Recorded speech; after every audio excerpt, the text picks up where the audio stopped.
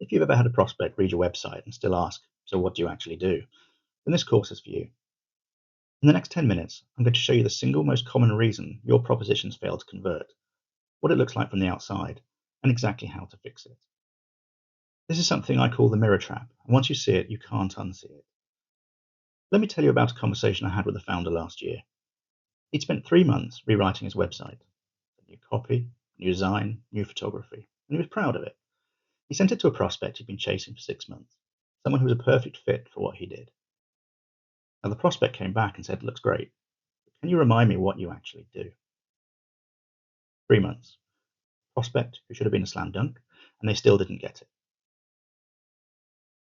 That founder wasn't bad at his job, he was brilliant at it. The problem wasn't his expertise.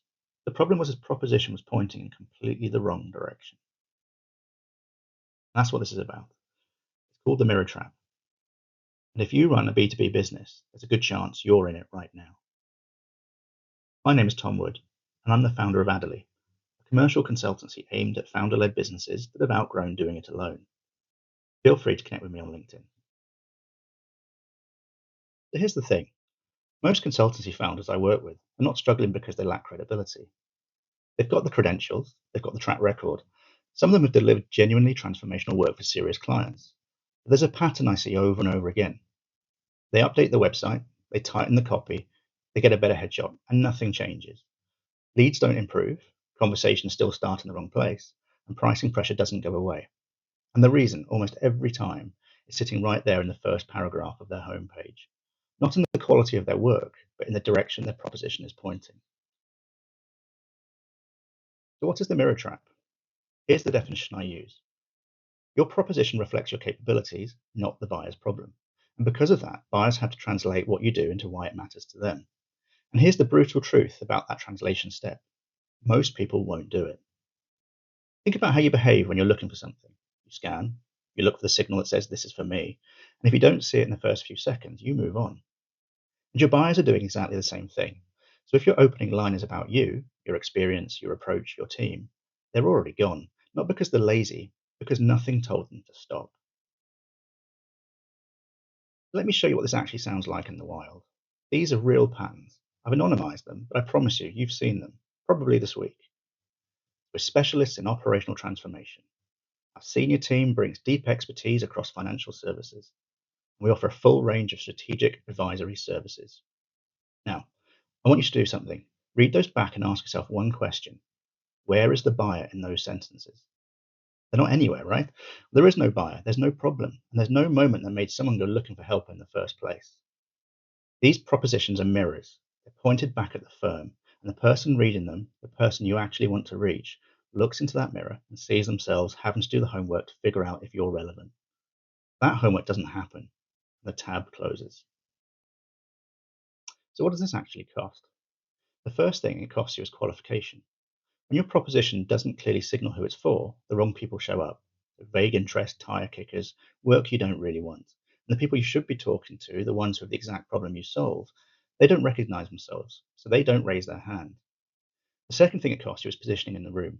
When a buyer can't immediately see why you're the right choice, the conversation starts in the wrong place. You're explaining credentials instead of diagnosing problems. And the third thing, and this is the one that really stings, you end up competing on price. Not because your work isn't worth more, because when differentiation isn't clear, cost becomes the only variable a buyer can compare. The mirror trap isn't just a messaging problem, it's a commercial problem, and it compounds quietly until you notice it. But here's the good news. This is one of the fastest things to diagnose.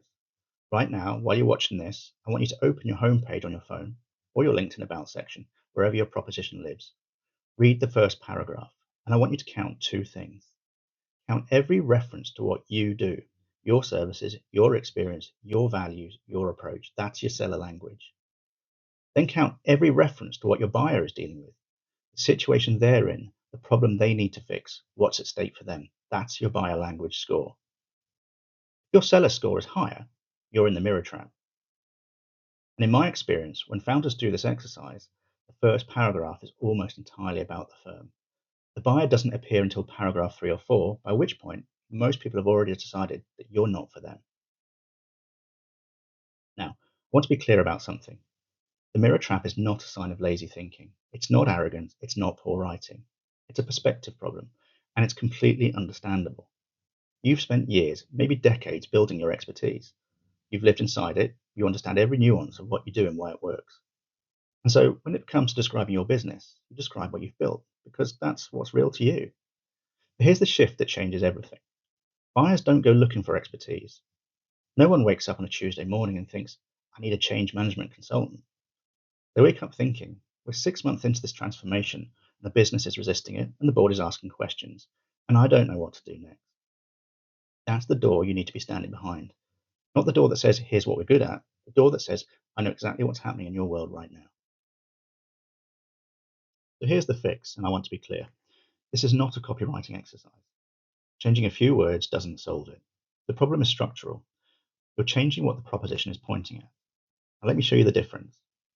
So before, your website headline might say, we help businesses transform their operations through strategic advisory and implementation support.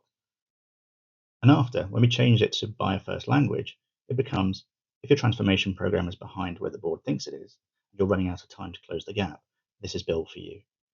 Same firm, same expertise, same people doing the work. But read those two sentences and ask yourself, which one stops someone mid-scroll? Which one makes an operations director feel like someone just described their Tuesday? And notice something else. The after statement doesn't start with we. It describes you, because we just showed you that we language is seller facing. The rewrite puts the buyer in the first words. And that's the shift from capability first to problem first, from inside out to outside in.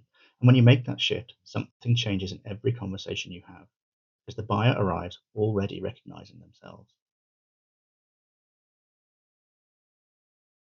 Now, the structure behind that rewrite is straightforward. 5 elements in a specific sequence. Who? A specific buyer. Not businesses, not organizations. A named role and a named type of company. When? The trigger situation. What's happening in their world right now that makes this urgent? Stakes. What it costs not to fix it. Not vague risk, actual consequence. Outcome. What specifically changes? Measurable and concrete. A method. Your named, repeatable approach. Not bespoke solutions. A name, a process, something only you do. That sequence forces you to start with the buyer, and it works backwards to your capabilities. It's the opposite of how most propositions are written, and that reversal is precisely what makes it work. If you're not sure where to start, 3 questions will do most of the work for you. First, what is the one problem your absolute best clients, your favorite engagements, the work you do again tomorrow? What problem did they come to you to fix? Not the full scope of what you did, the presenting issue that got them on the phone. Second, what was happening in their business that made it urgent? What was the trigger? What would have happened if they'd left it another 6 months? Third, what was the measurable difference after you'd done the work? Not we improved their operations, but revenue, time, risk removed, decisions made, problems that stopped recurring. Sit with those 3 questions, because the answers, written in your buyer's language, not yours, are your proposition. Everything else is supporting evidence. Most founders already know the answers. They just haven't put them at the front. And here's what I want to leave you with. The mirror trap isn't really about your website. It isn't about your copy, or your design, or your LinkedIn headline. It's about where your attention is when you describe your business. Most founders describe their business from the inside looking out.